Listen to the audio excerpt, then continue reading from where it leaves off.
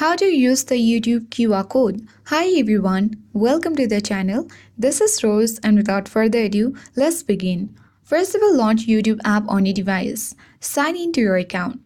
Now navigate to profile icon at bottom right and tap view channel at top of the screen. Once you get access to your channel, tap three dots at top right. From this drop down menu, tap on Sure. And now tap on QR code at bottom of the screen. And now this will create the QR code of your YouTube channel. You simply need to tap Save to Camera Roll, and this QR code will be successfully saved to your camera roll.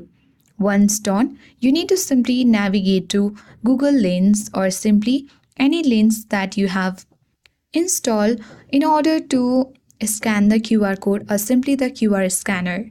And then while you tap, you will land on this page where you can simply bring up the photo that you have saved or QR code that you have been saved, and this will show all of your information regarding your YouTube. So you can even go to any of your platform or social media platform and then share this YouTube QR code, and the people to whom you have shared the QR code will easily scan it and then they will visit your YouTube account. And that's it. I hope this guide was helpful. If it was, then do like, share, comment, and don't forget to subscribe. Thanks for watching, and I'll see you in the next video.